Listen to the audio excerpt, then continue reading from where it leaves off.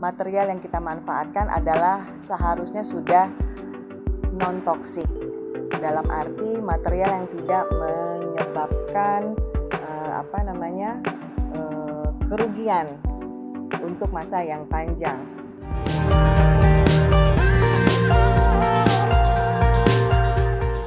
Halo, kembali lagi bersama saya Yeni Rares di podcast channel Arterum episode 5.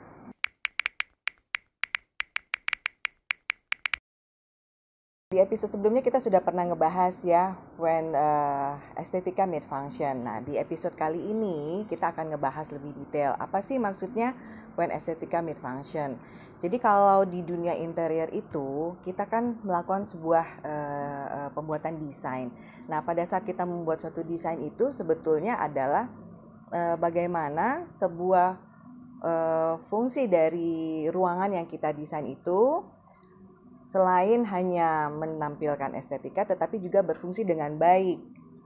Jadi banyak hal ya yang mempengaruhi. Misalkan nih pada saat kita mendesain, let's say kita mendesain satu space yang memerlukan banyak kompartemen ya. Pada saat kita mendesain kompartemen itu kan kalau bisa jangan terlalu terekspos. Nah, pada saat kita mendesain kan kita tahu fungsi dari kompartemen itu apa? Untuk penyimpanan ya. Jadi supaya penyimpanan itu maksimal, tetapi jangan hanya berbentuk lemari tertutup begitu. Tetapi dalam lemari itu secara tampilan depannya kita bisa membuat suatu bentuk-bentuk lain yang mengcover bahwa kita tidak tahu tuh akan ada lemari di situ. Jadi estetikanya dapat, tapi fungsinya juga dapat. Nah, ada lagi misalkan contohnya nih, misalkan kita membuat suatu desain untuk di hotel. Di hotel kan sekarang tuh banyak sekali ya pemakaian material-material seperti besi. Kemudian besi itu sendiri kan sebenarnya dalam bentuk construction. Pada saat kita membuat desain suatu material yang menggunakan besi, berarti kan ada konstruksi yang kita mesti harus pikirkan fungsinya, bahwa konstruksi itu akan dapat menopang besi tersebut. Tetapi kita juga harus membuat bahwa konstruksi itu selain menjadi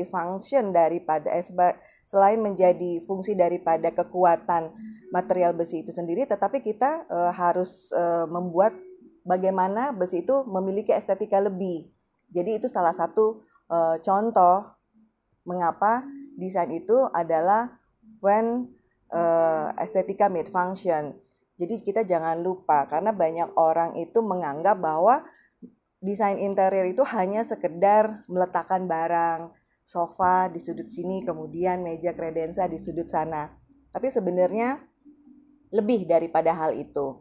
Jadi banyak hal yang harus kita pikirkan dalam mendesain suatu ruangan.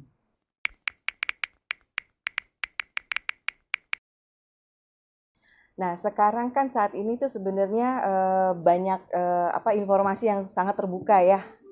Misalkan informasi di TV, melalui internet, kemudian media sosial, bahwa ini loh ada ruangan-ruangan yang sudah didesain. Nah, kadang-kadang tuh orang awam tuh suka kita bisa nih membuat desain sendiri. Sebetulnya pada saat kita mendesain sebetulnya ya yang harus diperhatikan betul adalah dimensi. Nah, dimensi terhadap suatu dimensi furniture terhadap ruangan itu juga menjadi salah satu kunci bagaimana ruangan itu memiliki flow yang baik, fungsi yang baik dengan memiliki estetika yang baik. Jadi misalkan pada saat kita mendesain, kita kan memulai dengan melakukan zoning, layout. Nah, pada saat kita melakukan pembuatan zoning dan layout, di situ tuh kita sudah memikirkan ukuran-ukuran dari barang-barang yang akan diaplikasikan. Nah, banyak orang yang tidak paham karena dalam arti pada saat mereka merasa, kita bisa kok dengan datang misalkan ke pusat-pusat perbelanjaan furniture, mereka bisa mix and match. Banyak orang yang belum paham sebetulnya ya, pada saat kita melakukan proses desain dari awal, desainer itu sudah melihat satu space, kemudian membuat zoning untuk kebutuhan masing-masing ruang, mulai dari yang public, semi public, terus kemudian yang service, area service, kemudian area private. Jadi melalui pembagian zoning dan layout itu ada fungsi masing-masing, bahwa flow-nya itu harus sesuai. Nah, flow itu adalah untuk memenuhi fungsi dari suatu ruangan sebagai ruangan yang dapat dimanfaatkan semaksimal mungkin oleh pemilik space tersebut. Jadi jangan sampai nih, misalkan contohnya area service itu kan terdiri dari kamar mandi, kemudian dapur, terus kita peletakannya di depan. Sementara di depan itu sebenarnya kan area yang kita secara design wise itu selalu area publik, di mana orang-orang akan datang ke situ dulu ya. Jadi area publik itu misalkan dalam satu ruangan itu bisa kita mulai dari teras, kemudian ada ruang tamu, kemudian ada ruang keluarga, yang masing-masing ruangan tersebut itu memiliki zoning-zoning yang memiliki fungsi. Bagaimana maksudnya nih fungsinya nih? Pasti pertanyaannya seperti itu ya. Misalkan di area semi private deh, living room, hanya orang-orang tertentu yang masuk ke dalam area living room. Jadi tidak semua tamu akan langsung masuk. Nah, di situ tuh pada saat kita melakukan desain itu, proses itu sudah dipikirkan. Jadi bukan hanya sekedar membeli furniture, kita mau taruh di ruang tamu kita, kemudian beli lagi untuk taruh di ruang living. Tetapi dengan kita memahami, sebagai desainer itu lebih memahami fungsi dari masing-masing ruang, jadi furniture yang akan diaplikasikan itu lebih maksimal secara fungsi. Baru kemudian kita akan kembangkan untuk estetikanya. Oke, untuk suatu contoh nih ya, Arterum punya pengalaman dengan salah satu klien. Pada saat itu mungkin klien kan merasa, ini banyak nih sekarang nih ya sources untuk kita mendapatkan furniture. Akhirnya belanja furniture. Tetapi apa yang terjadi pada saat furniture itu datang, sudah dikirim, ternyata furniture itu ada yang terlalu kecil untuk satu ruangan atau ada yang terlalu besar. Itu kenapa? Karena ya itu tadi, orang awam tuh tidak sebegitu detail untuk melihat bahwa dimensi ukuran dari furniture itu terhadap ruangan itu juga harus disesuaikan. Dan itu memang sudah menjadi satu tugas seorang desainer interior, bahwa pada saat kita mendesain, dimensi terhadap suatu space itu kita sudah lakukan melalui pembuatan layout. Jadi masing-masing furniture itu sudah diposisikan di tempatnya sesuai dengan ukurannya. Jadi pada saat begitu, akhirnya furniture yang sudah dibeli akhirnya tidak berfungsi secara maksimal. Dan akhirnya memanggil kita ya untuk membantu meletakkan posisi-posisi furniture tersebut. Walaupun pada akhirnya tidak terlalu banyak membantu, akhirnya percuma, akhirnya buang biaya untuk hal-hal seperti itu. Jadi dalam dunia desain interior dan terhadap teman-teman atau pengguna desain interior, ada fungsinya untuk memakai jasa seorang desain interior untuk mendapatkan rumah yang lebih baik, mendapatkan desain yang lebih baik, kemudian dengan penggunaan fungsi yang lebih maksimal.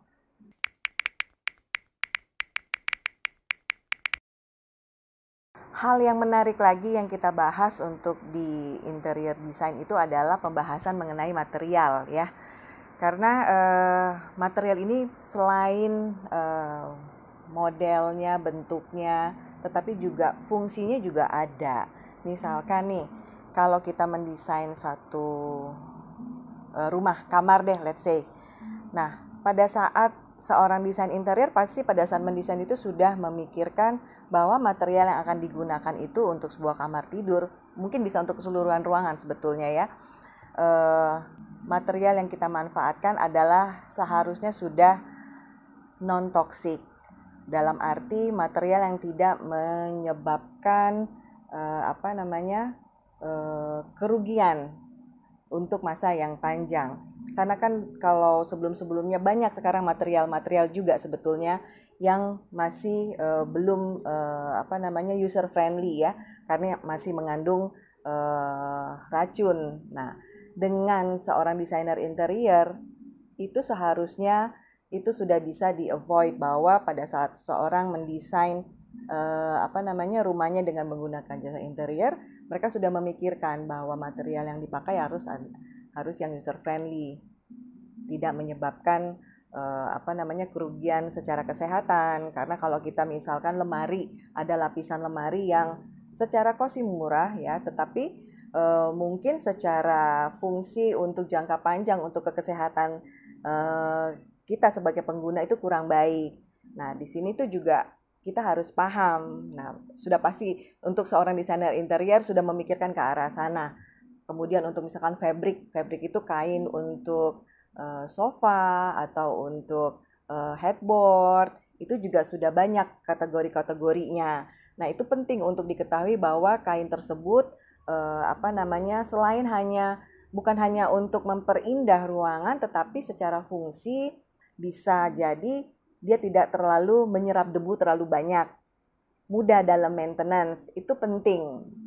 Dan inilah di sini kita juga melalui Arte Room itu mencoba untuk mengedukasi klien, terus kemudian melalui podcast ini juga sudah pasti kita akan mengedukasi ya, bahwa penting untuk mengetahui material-material yang bisa diaplikasikan dalam melakukan desain di dalam interior space yang ada.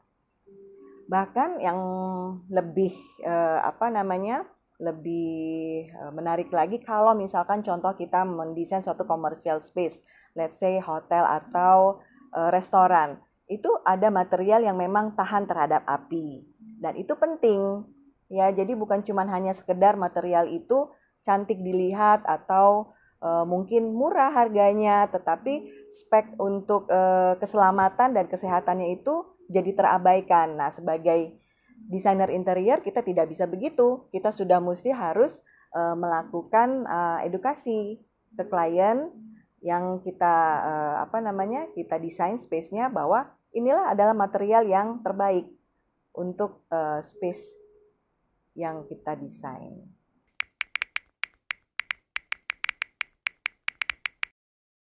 Ada beberapa hal yang menguntungkan buat kita untuk memakai jasa desainer interior ya.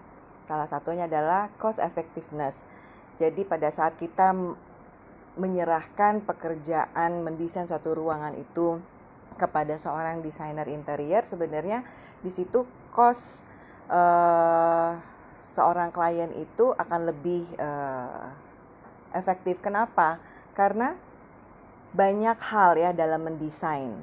Jadi bukan cuma hanya sekedar mendesain untuk membuat layout, tetapi pada saat penentuan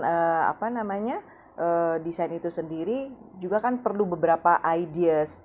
Nah, melalui kerjasama dengan seorang desainer interior seorang desainer itu bisa membantu klien untuk melakukan pinpoint terhadap style desain yang diinginkan. Akhirnya pada saat sudah dilakukan pinpoint terhadap desain yang diinginkan, berarti kan waktu itu sudah lebih efektif. Kemudian pada saat pengerjaannya sendiri pun tidak hanya cuma sekedar melakukan menggambar begitu, tetapi banyak survei material yang dilakukan desainer interior yang akhirnya harus disampaikan ke klien. Jadi klien sudah lebih hemat waktunya daripada harus mencari sendiri material apa saja, desain apa saja. Tetapi dengan kerjasama dengan desainer, mereka akan membantu. Kemudian selain itu, bekerja sama dengan desainer itu juga akhirnya dapat menyebabkan rumah yang kita desain itu memiliki value yang lebih tinggi.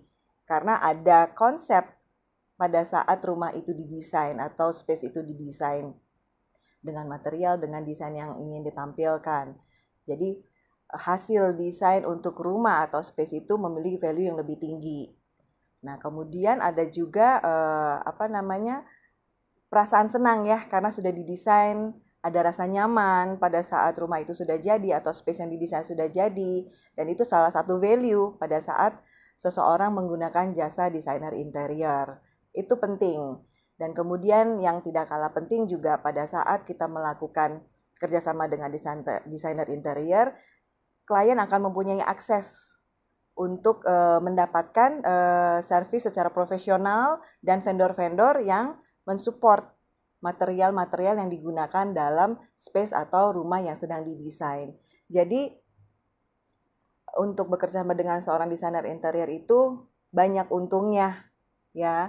Jadi kalau kita menginginkan satu space yang maksimal penggunaannya, memiliki value yang baik, kemudian less headache ya, dalam arti tidak terlalu pusing lagi mencari desain, memikirkan material, ya sudah saatnya buat teman-teman di luar sana mesti sudah memikirkan bagaimana caranya bekerja sama dengan seorang desainer interior. Kita di Arte Room sebagai company yang bergerak di bidang desain interior and build, kita mempunyai misi sebenarnya adalah untuk membantu klien mendapatkan space yang mereka perlukan semaksimal mungkin. Tetapi untuk membantu klien itu berarti kita tuh harus betul-betul memahami keinginan klien ya. Dan memang kita di Arte lebih pada pendekatan secara psikologis ya, kebutuhannya seperti apa. Dan di sini kan kami juga selalu menyarankan ke klien bahwa apabila klien juga memiliki barang-barang yang ada tetapi ingin di-redesign atau di-resize, bahkan untuk di-refinishing, kita akan sarankan karena satu, kita tidak mau kita membantu tetapi kita menyebabkan cost-nya terlalu tinggi. Jadi memang kita harus tahu ya bagaimana kita seorang desainer juga harus membantu untuk effectiveness cost itu tadi. Jadi memang biasanya kita juga menyarankan apabila ada beberapa barang yang ingin dipakai kembali, kita akan sortir dan kita akan memberi masukan bahwa barang ini masih bisa di-resize, barang ini masih bisa di-refining atau di-refinishing, atau bisa di-reupholstery. Jadi itu menjadi satu kekuatan Arte juga ke klien, yang akhirnya klien juga happy karena kita tidak hanya memberikan jasa dalam bentuk barang baru, tetapi juga memberi solusi yang terbaik supaya pada saat mereka menginginkan satu space desain yang baik, tetapi juga tidak menyebabkan cost yang terlalu besar. Di situ peran penting seorang desainer memang harus kita sampaikan juga ya, bahwa ada pemanfaatan barang-barang yang lama. Walaupun mungkin tidak semuanya, tetapi ada beberapa. Dan itu juga penting ya, bahwa jangan sampai kita juga terlalu banyak membuang barang. Sekarang kan kita mesti harus save the planet ya. Jadi sudah tahun-tahun sekarang ini banyak barang-barang yang terbuang percuma, padahal sebenarnya masih kita bisa manfaatkan. Nah, diharapkan juga untuk kedepannya kita lebih wise dalam melakukan desain, dan kita dapat membantu klien dan membuat klien juga happy. Seberapa wise dari pembahasan kita ini kita akan bahas di episode selanjutnya. Tunggu saya dengan Yeni Rares. Good design improves life.